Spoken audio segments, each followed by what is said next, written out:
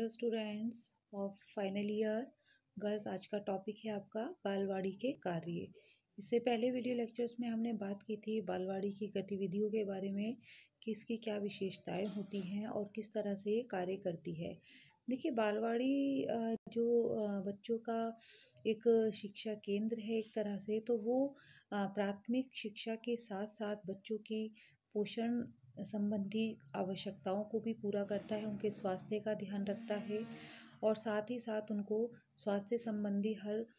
जो सुविधाएं हैं वो मुहैया कराने की का प्रयास करता है। तो आज बात करते हैं बालवाड़ी के प्रमुख कार्यों के बारे में।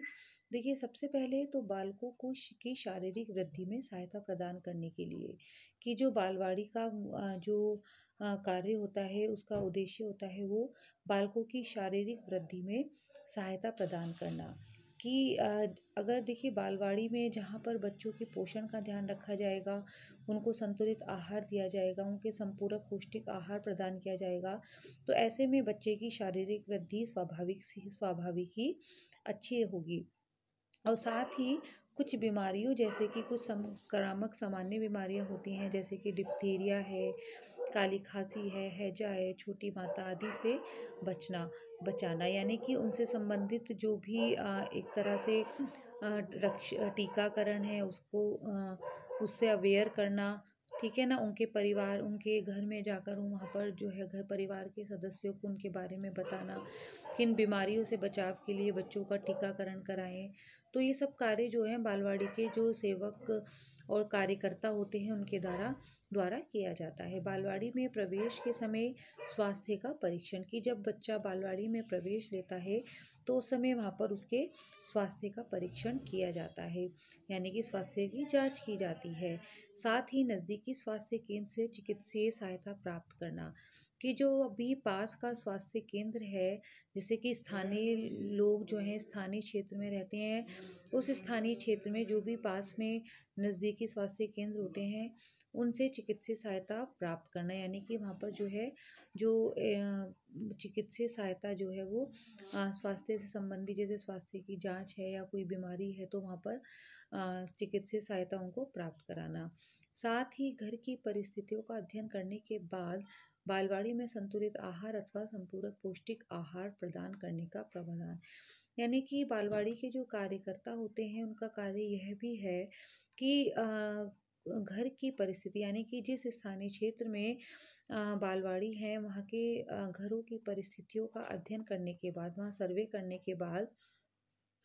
वहाँ के परिवार के बच्चों को, जहाँ पर बच्चों को संतुलित आहार और संपूरक पौष्टिक आहार प्रदान नहीं हो सकता है, तो वहाँ पर उनके लिए संतुलित आहार और संपूरक पौष्टिक आहार की व्यवस्था करना है, ताकि बच्चों की शारीरिक वृद्धि हो, उनका स्वास्थ्य अच्छा रहे। नेक्स्ट है स्वस्थ मनोरंजन, कि बच्चों को, देखिए हम शुरू से ही पढ़ते आ रहे हैं कि नर्सरी स्कूल में मुख्य उद्देश्य बच्चों का जो है उनको शिक्षा में खेल कूद के माध्यम से उनको शिक्षा प्रदान करना, मनोरंजन के माध्यम से उनको शिक्षा प्रदान करना, ताकि बच्चों को जो पढ़ाई है वो शिक्षा जो है वो बोझ ना लगे। तो ऐसे में बच्चों को स्वस्थ मनोरंजन की व्यवस्था वहाँ पर उनको उपलब्ध कराना, ताकि बच्चों का जो है वो विकास हो सके। साथ ही बालक की जो इंद्रियों स्पर्श, स्वाद, गंध, दृष्टि तथा श्रवण इंद्रियों के विकास में सहायता देना, यानी कि जो बच्चों की बालकों की इंद्रियां हैं, जैसे कि स्पर्श है, स्वाद इंद्रियां हैं, गंध की है, दृष्टि इंद्रिया, यानी कि इन सबके विकास में सहायता देना। वो किस तरह से, कि बालकों को इस तरह के खेल कूद कराना, बच्चों के साथ बच्चों को ऐसी गतिविधियां प्रदान कराना, बच्चों से ऐसी गतिविधियों द्वारा कार्य कराना, ताकि उनकी जो ज्ञानेंद्रियां हैं उनका विकास हो सके। साथ ही बालक की सामाजिक समायोजन की कला को सीखने में सहायता प्रदान करना। देखिए, सामाजिक समायोजन की कला, बालवाड़ी का मुख्य कार्य है सामाजिक समायोजन की कला। ठीक है, इसका क्या महत्व है कि सामाजिक समायोजन की कला अगर बच्चे के अंदर नहीं होगी, यानी कि समायोजन की कला, ठीक है, हर क्षेत्र में, क्योंकि जीवन के हर क्षेत्र में देखिए कैसी भी परिस्थितियां बच्चों को या व्यक्ति को फेस करनी पड़ती हैं, तो उसको इस तरह से यानी कि एक तरह से हम बात संवेगों की भी कर सकते हैं कि अगर बच्चों को के संवेगात्मक बच्चों के अंदर स्थिरता होगी तो वो हर परिस्थिति में समायोजन भी कर सकता है। तो सामाजिक समायोजन, देखिए समायोजन हर क्षेत्र में ज़रूरी है, चाहे वो परिवार में हो, समाज में हो, या बच्चा जब स्कूल, घर, वातावरण, किसी भी वातावरण में हो, वहाँ समायोजन होना अत्यंत आवश्यक होता है। तो एक तरह से बालवाड़ी में जब बालक जो है समूह में मिलकर खेलता है, कूदता है, शिक्षा प्रदान कर ग्रहण करता है, तो ऐसे में उसको सामाजिक समायोजन की कला भी उसमें अंदर विकसित होती है, और साथ ही वह अन्य बालकों तथा वयस्क व्यक्तियों के साथ स्वस्थ संबंध स्थापित कर सके। जैसे कि अभी मैंने बताया कि समूह में रहकर बालक जो है, और जो व्यक्ति है, जब बालक वयस्क श्रेणी में आता है तो वो जब शुरू से ही उसके अंदर समायोजन की कला जब उसके अंदर उपस्थित होगी तो वह आगे जाकर वयस्क अवस्था में भी हर परिस्थिति के साथ समायोजन करना वो सीख जाएगा। साथ ही बालवाड़ी का कार्य बालक को स्वयं की देखभाल करने में निपुण करना, यानी कि एक तरह से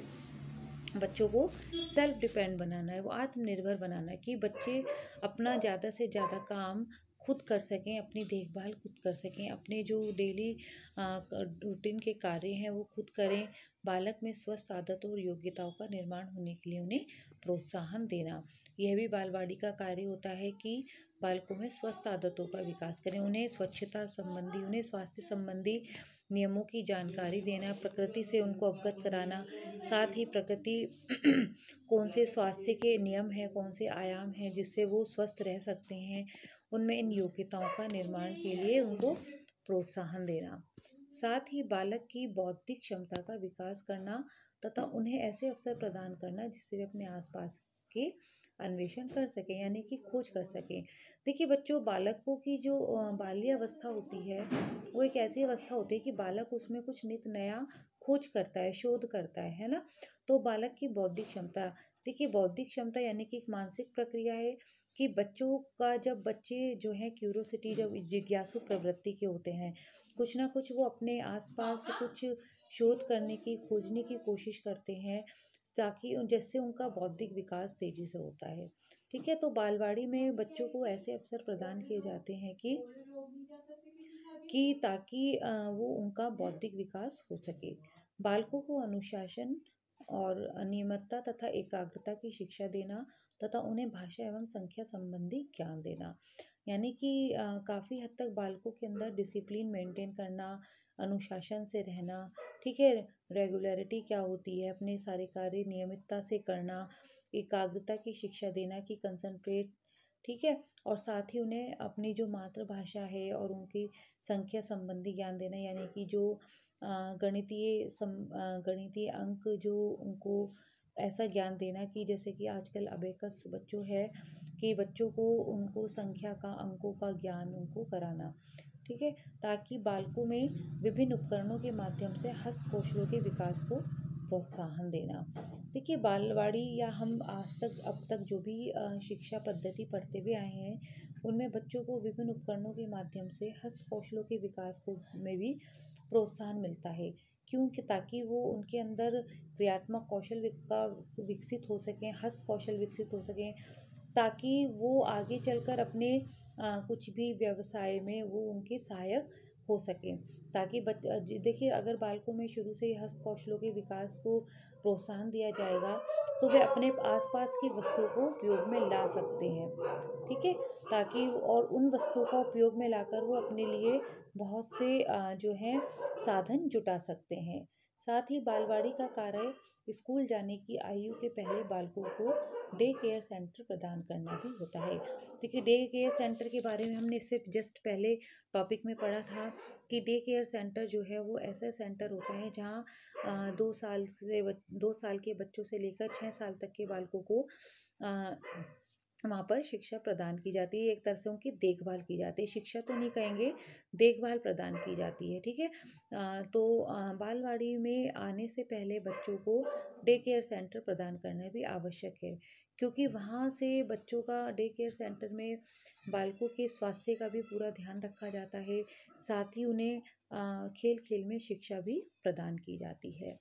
तो गर्ल्स आज हमने बात की बालवाड़ी के कार्यों के बारे में। आई होप आपको समझ में आया होगा गर्ल्स।